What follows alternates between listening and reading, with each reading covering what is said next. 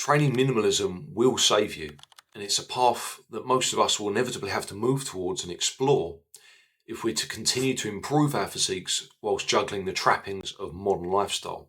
Time availability changes. You may not have as much time to spend in the gym once you're in your 30s and 40s as you maybe did in your early 20s or late teens. And I think sometimes that's what youngsters forget. It's not always going to be the same.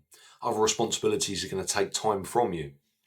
So training minimalism, or workout abbreviation, offers a fantastic scenario that may enable us to get very similar results, or in some cases even better, by spending less time in the gym. So the reason that I'm going to talk about this subject today is that there were maybe 2 or 3 videos that emerged within the natural lifting community on YouTube over the last couple of years that became very, very popular, gained a lot of traction, and the responses that followed as well. The title of these videos was something like "Training Minimalism Will Fail You." Now, whilst these are good videos, a lot of very strong points put forward that I agree with, I do think that they were maybe a little bit misleading for their audience, especially the title of the video. They didn't quite clarify exactly what they meant by training minimalism within the video. So I'm going to play some clips and kind of offer my response as to what I think. I'm going to explore that subject within this video. But is it really training minimalism in terms of the volume that failed these guys? Or was it an over-reliance on SBD, squat, bench, deadlift? Poor programming in general, and exercise selection, and a very low intensity of training on all other movements other than the SBD. That's what we're going to look into. With respect, I think that some of these YouTube content creators are out of touch with reality and are not understanding of the differences in time availability to spend in the gym between themselves and maybe you or I. And that's why the recommendations are often so absurd. It's just not within the realms of reality to do what they're recommending. So training minimalism is something that you probably have to adopt if you want to continue training and seeing results from it. When life grabs you by the bollocks and really takes up a lot of your kind of mental energy, stress and time, you're constantly juggling time, taking time from this responsibility to place into something else. You can never give everything that you need or want to do the time that you feel that it really deserves. It's very difficult to do that. Even when you're a professional natural bodybuilder, let's use that as an example, they're still amateurs. It's just a name at the end of the day, just a card, because they're not making any money, certainly not enough to support themselves or their family from competing. They still have to have a job, and they still have to maybe run a coaching business. So they're going through the same difficulties that you or I face. And that's why a lot of them choose to do low volume, low frequency training. Besides the fact that they can see that it works for them. But that's all the time they have available. Your program choice will be dictated by the time availability that you have to spend in the gym. Remember that. As you get older, that becomes more true. Not what you really want to do or feel that you're going to see the best results from. You've got 5 hours in the gym. That is your allotted time. That's all you can do. That's your commitment. Okay, what works within that time? You might well have to adopt training minimalism, and you might need to make it work. What I'm going to do now is play a few clips from a couple of the YouTube videos and just offer a little bit of input as to whether or not I agree or disagree with what they have to say. Really try to clarify what it is that they mean by minimalism, whether it holds up to kind of my definition of that. And it's not easy to define because it's not black and white. Why they hold, or they've come to hold this in such contempt. And maybe offer a solution as to how to make minimalism work for you when or should you need it, and to avoid some of the pitfalls that these 2 gentlemen and many others do fall into when they approach training with this concept. So without further ado, we'll get into the first clip, and it's obviously a well-known guy, Alex Leonidas, or otherwise known as Alpha Destiny, and he reminds me a bit of Matt Ogus, who was very popular maybe 10 years ago, similar kind of build, maybe a little bit shorter in stature, very strong shoulders, delt dominant for sure in his build, but a respectable chap, knows his stuff and practices what he preaches. I have to respect anyone that's natural and has stayed the course. So here it is, the first clip. Minimalism is a lazy man's approach to training. It produces inferior results for strength and size, guarantees muscular imbalances, has a higher injury risk, and is extremely boring. I urge you to stay away from it as much as possible. Embrace maximalism. I strongly disagree with this statement. I know it's the opening few seconds of his video, so he's trying to say something divisive that can create open discourse and some discussion in the comment section, because that's ultimately going to help the video. However, to say that minimalism is a lazy man's training is just nonsensical. It's absurd. Some people aren't privileged enough to be able to follow the concepts of maximalism because they are restricted by time. And ultimately, when you're restricted by time, you are going to err on the side of minimalism. It's just the way it works. It doesn't mean you're lazy. Secondly, some of the hardest workouts that I've ever done, or blocks of training, have been very minimal in terms of the exercise selection. I don't think there's many things that are harder than going into the gym each and every week to try and add more weight to the squat. Whether or not it's right or wrong, it's going to pay off. It's very, very hard. Very hard. And you have to be highly motivated to do that for any length of time. So, yeah, don't agree with that in any way, shape or form. Secondly, the point about it being effective. Why do so many natural bodybuilders train in a style that represents more minimalistic concepts? And again, there are trainers that train with very, very high volumes and lots of different exercises. But especially in the UK scene, a lot of the top natural bodybuilders train with very basic concepts. Push-pull legs with a minimal exercise selection per session. And of course, you can rotate exercises. And that's where we need to really define what is minimalism and what isn't. Squat, bench and deadlift is minimalism, but with a few curls and lateral raises thrown in with high intensity, it's not. Where do we kind of draw the line on that? So, yeah, again, don't agree with that. And then thirdly, the muscle imbalances. That really comes down to poor programming, exercise selection, not knowing what an exercise is going to do for you specifically. What is the purpose of that movement? And is it going to fulfill your goals that you have? It comes down to kind of knowing the movements, knowing your body, and knowing how to manipulate that to get to where you want. You don't have to train with maximalism in mind to do that. You really don't. It just needs a few little tweaks here and there. So muscle imbalances aren't guaranteed. I think that comes down to more poor programming. In terms of the injuries, he's got a point there. I do tend to agree with that. I think, it depends whether we're talking high volume or low volume concepts, and high volume maximalism. I think maybe there's more chance of getting injured because you're doing more. However, some movements that tend to be popular within the minimalistic community, like the squat and the deadlift and the bench, do present more of a risk than other movements for a lot of people. Not for some, but for a lot of people they do, because everybody is different. Everybody has different lever length, different joint stability, different muscle attachments. Genetic disposition to get injured on a lift will be higher in some people than others. And again, it comes back to knowing your exercises, knowing the movement patterns, making sure that you're good and ready to be able to do those movements, or if not, being able to maybe tweak them slightly. But again, does that make it not minimalistic? By tweaking the setup of something. And again, boredom, yeah, it can be very boring. I think a lot of good training is boring, and regardless of what you're doing, there will be phases where you will be bored and you want to change it. That is cyclic in nature. Everyone goes through that. Whatever program you're following, maximalist, minimalist, at the end of the day, it's all a journey. And you're going to get spells where maybe you don't quite enjoy it as much. Some people love very minimalistic training. Some people love just doing squat, bench and deadlift, and they're able to do that for 30 years non-stop. So it might be boring for you, doesn't mean it's boring for other people. The next clip I'm going to play for you is from a channel called Basement Bodybuilding. This channel gained quite a lot of subscribers over the last couple of years or so. And again, he's an intelligent guy, really makes some good points. So he makes this response video and ultimately agrees with Alex in that minimalism will ultimately fail you.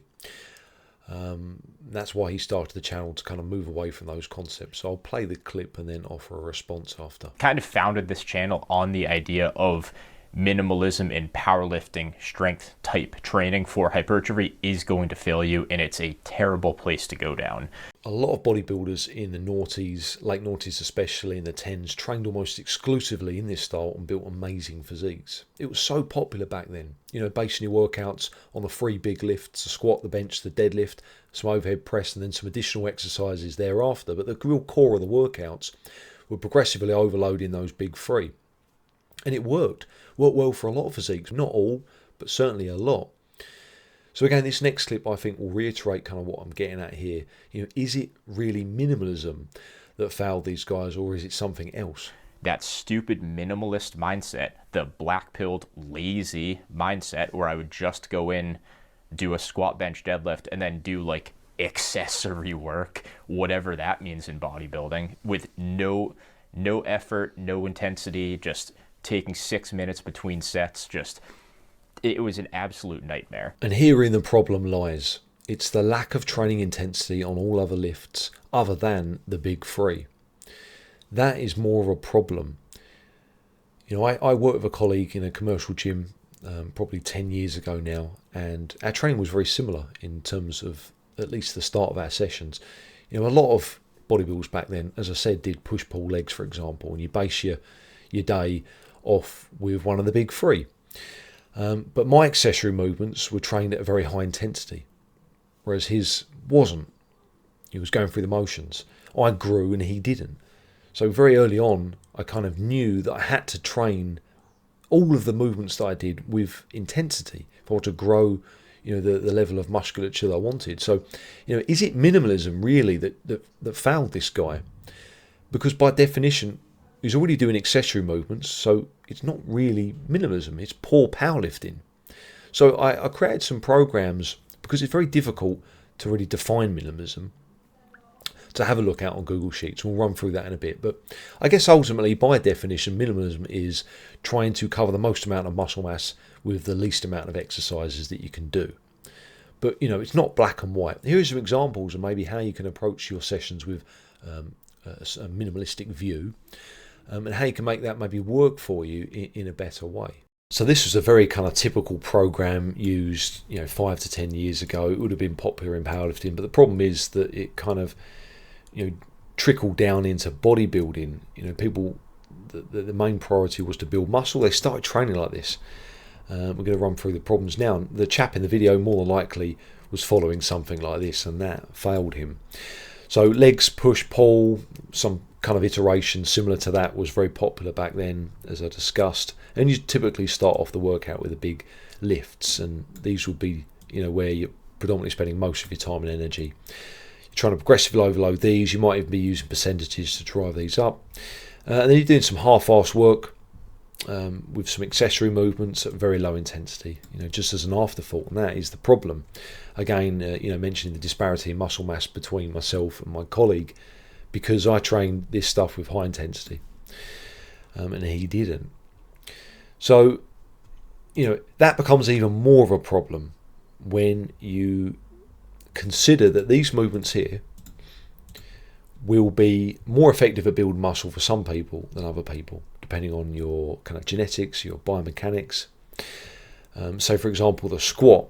If you're Tom Platz, you're built for squatting, then the squat is a great tool to build bigger quads. It's fantastic. You can do it every single leg session. You know, it's going to cause less problems, less injuries, and it's also constantly targeting the quads because you're performing it so effectively. Most people don't have that, you know, same ease of performing the squat, you know, optimally. You tend to kind of lean forward a bit more. You might have problems with your shoulder with a grip. You know, you might have butt wink at the bottom.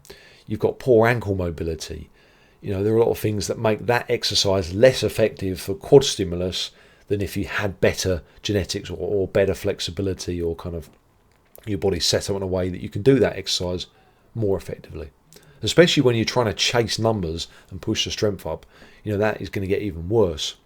And as well, you know, if you're training like a powerlifter, a lot of those guys back then did low bar squats, which were horrendous for leg development, utterly useless for quad development. And that was a, you know, very, very popular back then. So you combine something like a low bar squat or a high bar squat when it's not really that kind of suited for you, and some half-assed kind of lunges and some high steps and hip thrusts, and you've got one really piss poor leg session. And that, you know, reflects in you know, your muscle building potential. And same as the bench press. You know, the bench press can be a good exercise for chest development, depending on your genetic kind of build. It works better for some people than other people. And also, when you're kind of pushing the numbers up and you're training with that powerlifting mentality, which was so popular back then, you know, big arch in your back, lots of hip drive, wide grip to reduce the range of motion. You're trying to do everything possible to get those numbers up on paper. You're not really stimulating the pecs that well, compared to if you lay down flat, maybe put your legs up in the air, you know, to emphasize that. Use a slightly narrower grip to increase your range of motion. You know, the weights go down on paper, but the stimulus for the chest goes up.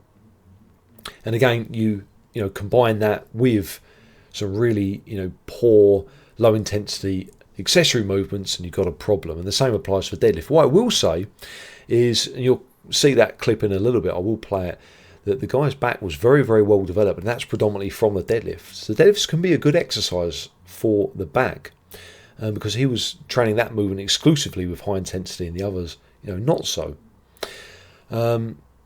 So that can work. Again, you know, depending on your kind of genetic capability to build muscle or not get injured from that lift. But then you start doing your sumo lifts. You know, it's just not going to be as good in my opinion. You start kind of playing around with maybe like tempo work and stuff like that, more powerlifting stuff. It's going to be no good. And again, you do a few lat pull downs, half-arse, and some, you know, cable curls with, you know, 6+ reps left in the tank, and you're not going to build muscle. It's just not going to work in those kind of areas. So we'll come back to that point I wanted to make about the deadlift in a little bit. First, we're going to look at some of these programs that I've created. Okay, so I've created 5 routines here with, you know, varying levels of volume. And we're going to start off with the first one, squat, chins, deadlift, bench, which I guess is, you know, truest kind of representation of minimalism. I mean, you could take the chins away, it'd be even better, wouldn't it?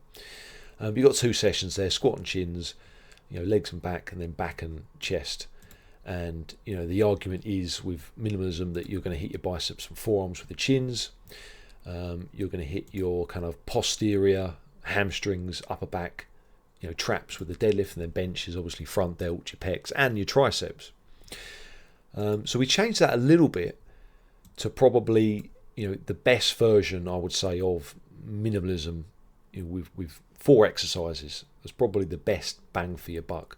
And this is, of course, the final edition of the consolidation routine from Mike Mensa.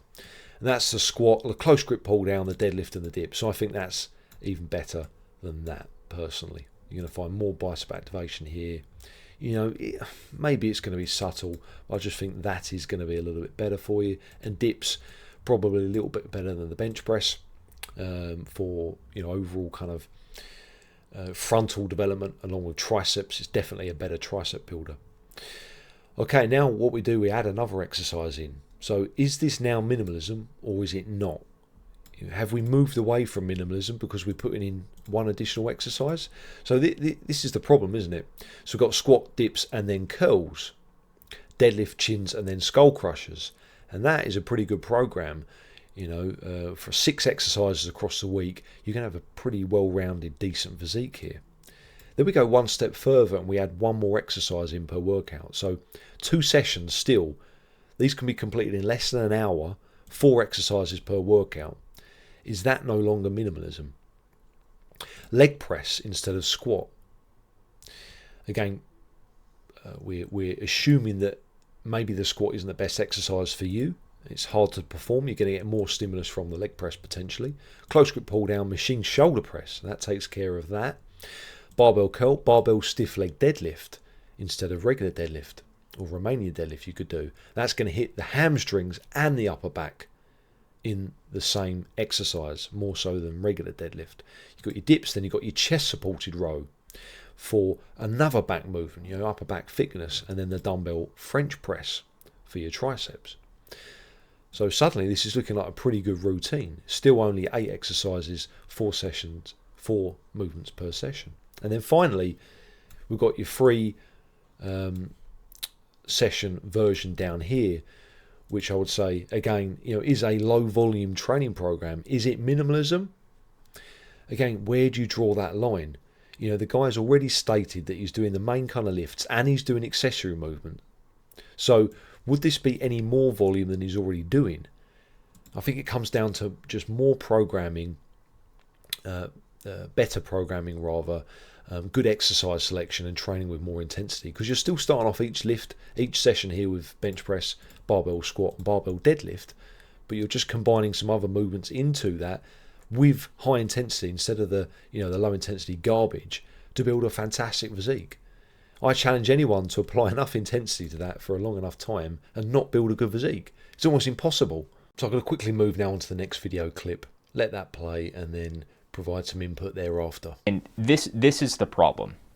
is that I put all my eggs in one basket. And look at the arms. Look at the forearms. They are absolute twigs for the numbers that I was hitting. You would think that by the time you get to a 600 plus deadlift, your physique would just be totally jacked.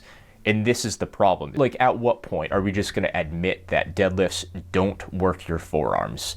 Some interesting points there, and I kind of agree and disagree with this one. So the first point, the difference is the disparity between strength and size. Like, you can accumulate quite a lot of strength and it might not carry over to size.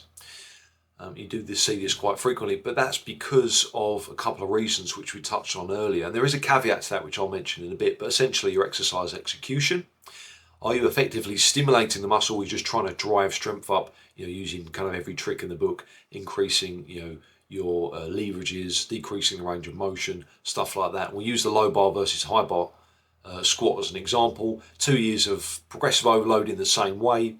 We come back and look at the quad growth of the high bar squatter compared to the low bar. There's going to be a much clearer correlation between strength and size in the high bar squatter compared to the low bar. So there is definitely going to be some correlation to strength and size, assuming that you're performing the movements in a way that is actually stimulating the muscle growth, rather than kind of just trying to push paper strength up.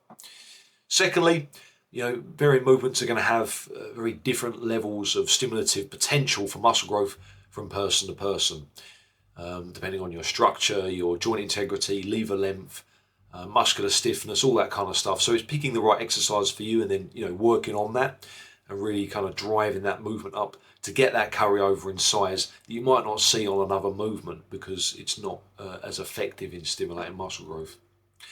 So yeah, I kind of, you do see that disparity, but it's because of those reasons.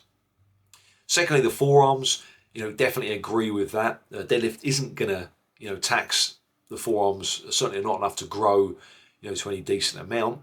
You might improve your grip with forearms when you're not training with reps, but your growth is not going to happen. These two are definitely not mutually inclusive of each other. You're going to need, forearm work. I guess if you're approaching it from a true minimalist kind of perspective, you could train forearms with like close grip pull downs or chins, something like that. At least then you're moving the elbows and wrists to a certain degree, so it's going to hit them a little bit better. But yeah, deadlifts are going to build a big back, and that brings me on to my next point. He had a fantastic back.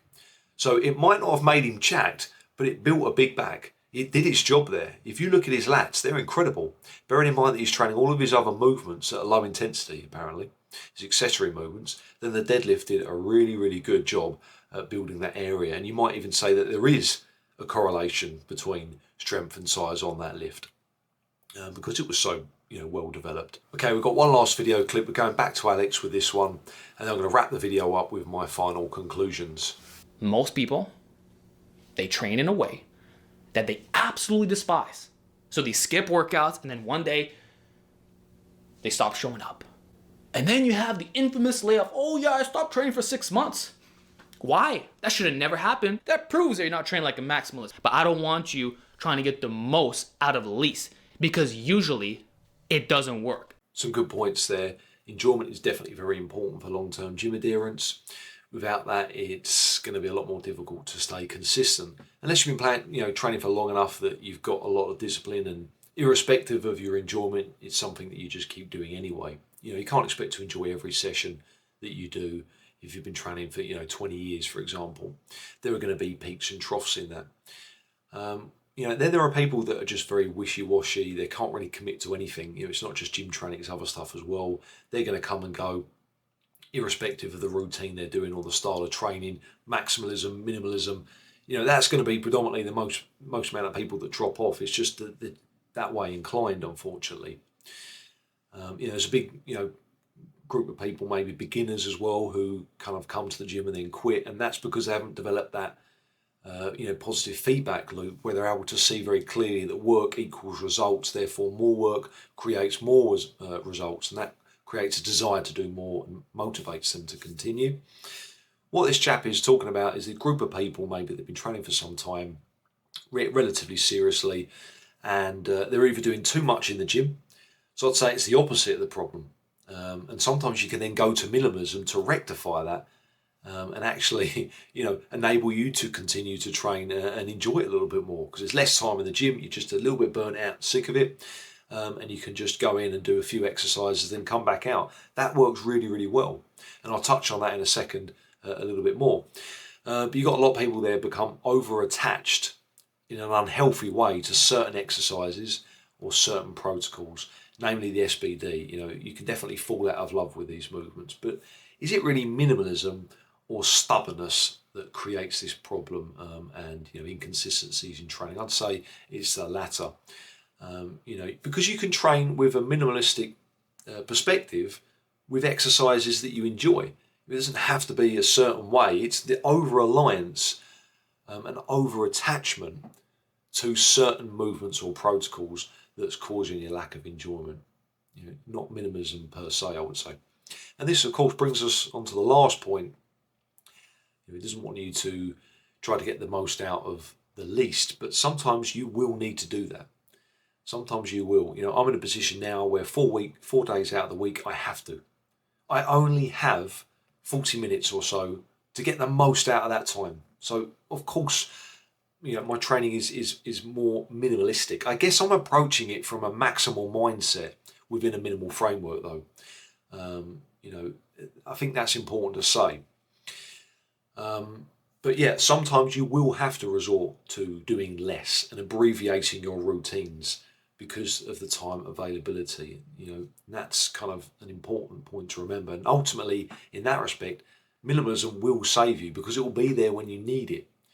When you need to keep training, but you don't have the time to commit, to doing your normal kind of high volume work. You might only have, 3 lots of 40 minutes a week. It's there for you. You can see good results on it. It might not be perfect, but you're going to see decent results if you apply yourself to it. And some people will build fantastic physiques and careers as brilliant, natural bodybuilders with templates like this. And I go back to the previous point I said about enjoyment. Oftentimes, you can get burnt out from doing too much and approaching it from a maximalist mindset.